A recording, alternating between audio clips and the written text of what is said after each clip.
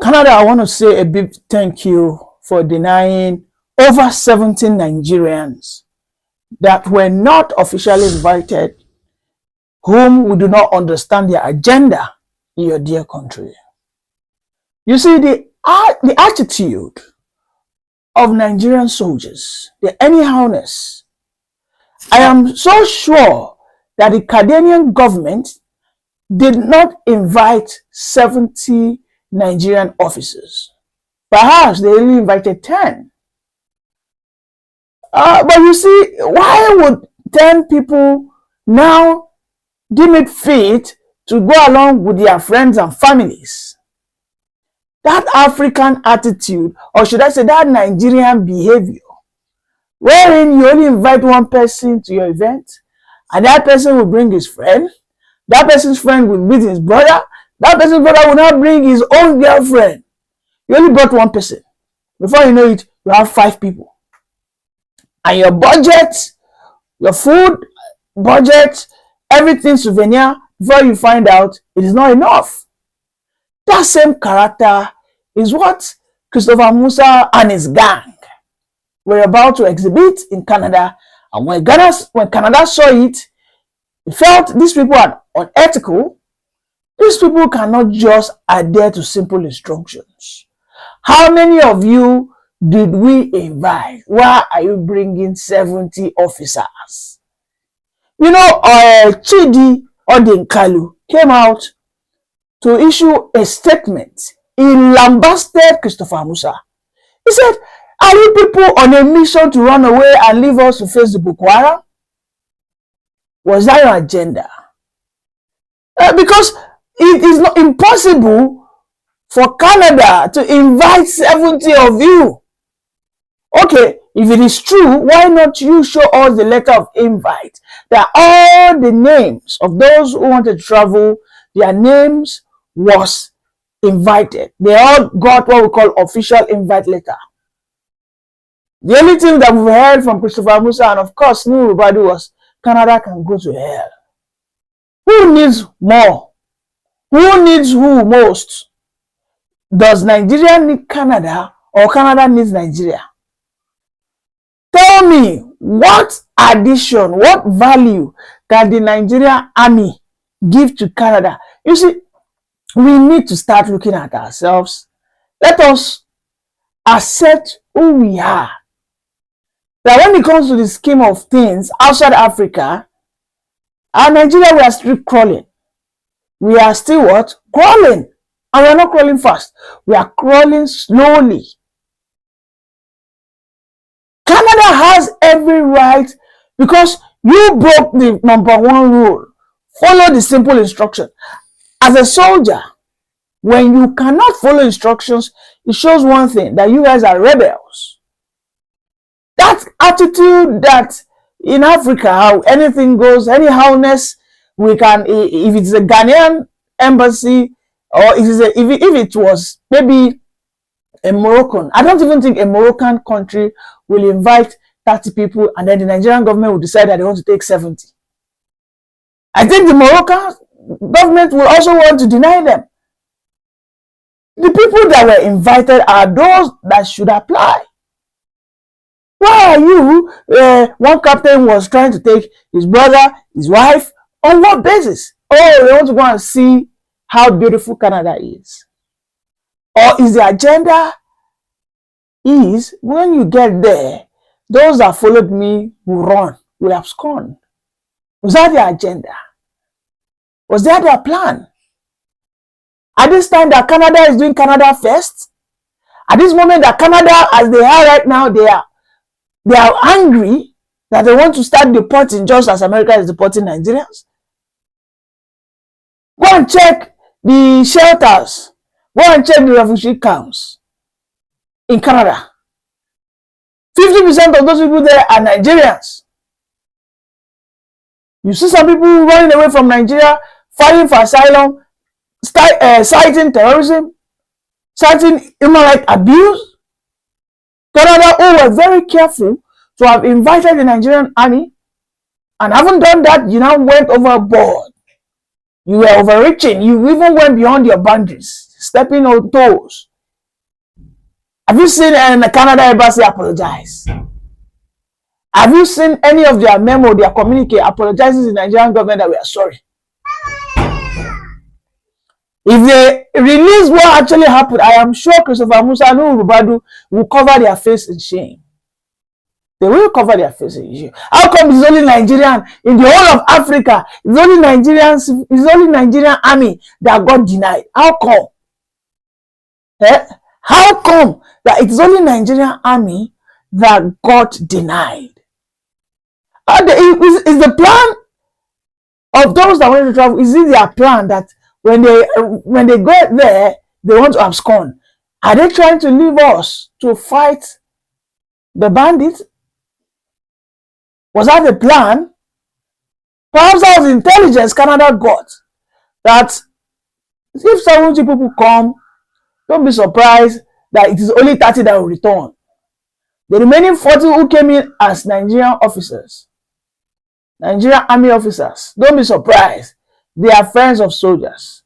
They are spouses. Before you know it, they will never return. Could that be the reason? Because again, I am confused, perplexed. I cannot even imagine it. Because I know if the Nigerian government was so right, they were so damn right, they would have released everything, every information that we need to know. This is an important case here. It's a critical issue. Because for the Nigerian army to be so ridiculed, I mean, they were embarrassed. And that embarrassment, it has tarnished everybody's image, everybody's name. If you are a Nigerian today, as long as you are still in this contraption, as long as you are still using the Nigerian passport, whether you're an IPOB man, whether you're Biafra, whether you're a Yoruba nation, for as long as that's your country that you dream of, have not gotten its sovereignty, and you do not have a passport, you do not have a passport that has been internationally recognized, and for that you are still using a Nigerian passport, unless of course you have double citizenship, but you are still using Nigerian passport. No matter how you want to denounce this country, what happened to the Nigerian army is an embarrassment on all of us, and we have to call our Nigerian army out. They have to be accountable. What will push the Canadian embassy, having known that you are the top rank soldier, or should I say the second chief of defense staff, not a lieutenant colonel, not a general. You even got a nomination to coordinate the defense system, and then you were embarrassed. There was no regard for the presidency. We were treated like a commoner. The Nigerian army were treated like a bloody civilian by the Canadian embassy. Oh yes, and then new Ribadu will come out and say they should go to hell, that we need to fix our country. For how long have we been shouting that we need to fix our country? For how long has the Biafrans, the Ribuas, how long have they been shouting that Nigeria on an international stage has no level? For how long? For how long has the Nigerians living in Nigeria been shouting that our Nigerian government are repressive, corrupt, they are looting us dry, that we have everything to become our own Canada? Why in Africa here? And new Ribadu never felt it wrong to come out and say that we need to fight the corruption, we need to stop this thing. So it took Canada to actually hit them with the right punishment for them to come and start wailing. Because what I only saw there was them wailing. That's the only thing I saw. I'm not taking any of those things they said seriously. A new Ribadu that has issued all manners of threats to people who is, should I say, his political opponents. A new Ribadu who doesn't want to respect what we call freedom of speech. There was this woman who came out to say that new Ribadu, who at one time called Tinubu a financial rogue, a corrupt person. I mean, it was on the dailies that new Ribadu sent her a letter of threat that if she doesn't apologize, at the end of this, you will see the videos. I'm going to show you 2 videos. That woman telling Ribadu that she would never apologize, and also how the Canadian embassies denied the Nigerian army that visa and the Nigerian reactions. So we can no longer, as a country or as a citizens, just watch this country to be pushed under the bus, and we do not talk, we do not react, we just let it slide. Because as a Nigerian now, if you want to go to Canadian embassy, that you want to go and apply for visa, with this recent incident that just happened, it's going to affect you. Because the information has gone around that the Nigerian government, a social amount of people were invited, and then the Nigerian government, because the Nigerian army is part of the Nigerian government. The Nigerian army are supposed to be the most disciplined. They're supposed to be the most disciplined department of the Nigerian government. Just a few people were invited, and then at the end of the day, when they were supposed to see people at the embassy, they saw 70. They were like, wow, what's going on here? Are you guys trying to migrate? This is illegal. You guys have to go back. No. Canadian embassy actually, they actually agree that they invited some people, but not that amount of people.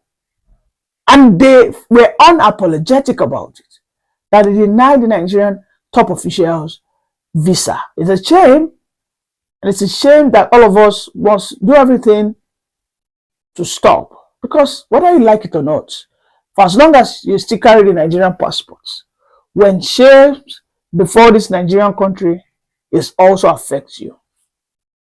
Why did the Canada deny the military chiefs visa? They don't want people like them to come to their country. That is how to express your displeasure over what is going on in another country. Precious. Sir? This same Ribadu that is talking now, they can go to hell. Was it not the same person that came out and told the whole world that the arms and ammunition they bought for the military and the police, that the same military and police are selling it to bandits and terrorists? But Darlington, you know, you say over 3,000 of our arms. I'm missing. In fact, as at Buhari tenure, now over 700 and something thousand of our arms been the lost. So when people hear this, the same military now coming into another country, how do you think they will look at you? I have asked yes now. Because people are watching and listening to what is going on in Nigeria. Ribadu, you are not doing well. They are the one demarketing Nigeria.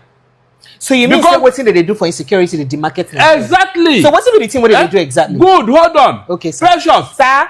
Our young men and women have been fighting in the bush when they try to get these guys who have been killing people, maiming people, sacking villages.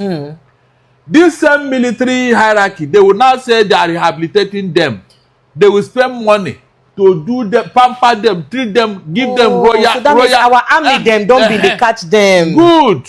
The now government will not say they are rehabilitating them. In fact, they'll be wondering why these terrorists and the bandits and whoever have been holding this country hostage for the past 15 years. And you have a military chief, because this kind of thing cannot happen in Canada. What is this terrorists in Nigeria? Precious. Sir? We are the one that invited them. Are you don't you know when these people went outside there to go and bring the terrorists? Now look at what everybody say. We are fighting. They are fighting for us. They are yes. How did they come about in the first place? You want to come and influence their country? Precious. Sir? Listen very well. Okay, sir. Something happened many years ago. They sent some Nigerian military men to Russia to go and study, go for a course. You know what they wrote in one of them? No. This man is not trainable. Hey! That is not get as a go, nothing go fi enter. So that is coconut head. In summary, that had a summarized zone. Hey! But if you call him, now YouTube it is no worry. Not be public radio. Are you serious, sir? I said the same man in Russia who wrote that thing came to Nigeria and saw the same person as a leader in this country. That is the same man for Russia. Yes. Where the Nigerian military people go do training for in hand. Where can right say this person no dey trainable. That is in head, not in enter. And that same person now come Nigeria years later when I say the person are one of our leaders. Good, he come wear 4-star general for Iraq. Hey, how they use promote him if you know they trainable for Russia? Now be here, they say somebody can even lead us with a NEPA bill, even if you no go school. A leader in a country, you forge a certificate from a school that was not in existence. And you and I, we are. I mean, do you know the import of such behavior pressure? Do you know? Do you see why some of us are shouting corrupt? But the Ribadu was the one who told us that the military are selling arms to terrorists. Now the same Ribadu is defending a military chief that they denied visa in Canada after he has already messed them up here. Ew. Can you imagine? We don't have one. Thank you for the courage to say that Canada denied you. They can go to hell. There's no retreat, no surrender, no apologies to Nuhu Ribadu. I'm speaking in response to the recent threats and intimidation by Nuhu Ribadu using his attack dogs and his lawyer Ahmed Raji and co. Regarding my statement that the then chairman of the EFCC had publicly accused the then governor of Lagos State, Ahmed Bola Tinubu, of being, and I quote, a corrupt government official who will not escape justice. While I acknowledge that Nuhu Ribadu might have forgotten or chosen to retract his comments from the past, I stand by my statement and do not believe an apology is warranted. Apology to whom exactly? To President Tinubu for the earlier comments made by his now National Security Advisor? Or apology to Nuhu Ribadu for his forgetfulness and master-serving mindset? I stand by my original statement and will not be retracting it. My words accurately reflect my views on the matter based on what is already in public domain. And I do not believe an apology or retraction is necessary. I will not compromise my position to appease Ribadu and his attack dogs. I will not retract my statement, nor will I apologize for speaking the truth as I see it. Nuhu Ribadu, you have issues. As you have threatened, please go straight to court, but nothing will silence me. You must understand that you cannot intimidate me. No one can intimidate me. I live for posterity, not for people like you. I have, over the past 48 hours, received multiple threats, calls informing me that you seek to send your attack dogs on me. It is so unfortunate that your attack dogs need to notify me before arresting me. If this is the new standard of operations of your attack dogs, Nigerians must stop wondering why known terrorists and bandits continue to evade arrest while truth sayers and patriots are being oppressed, detained, and threatened. Finally, I have just received reliable information that there is an existing attempt to subvert the judiciary for further intimidation, to force me into retracting my statement. Nuhu Ribadu, you have failed. You have failed the nation. You have failed your voice. You have failed yourself. I refuse to be intimidated. I will continue to tell the truth as I understand it. And let me tell you that no amount of intimidation, no prison on earth is Najatu afraid of. The only prison that I fear of is the prison that we will all go into. That is our graves. But even that, I have no fear because I live in harmony with my Creator. So Nuhu Ribadu, do your worst. The worst is best for me. I stand by what I say. I'll continue to say it. I don't care what you think or what you do. I stand by what I say. Long live the Federal Republic of Nigeria. Thank you.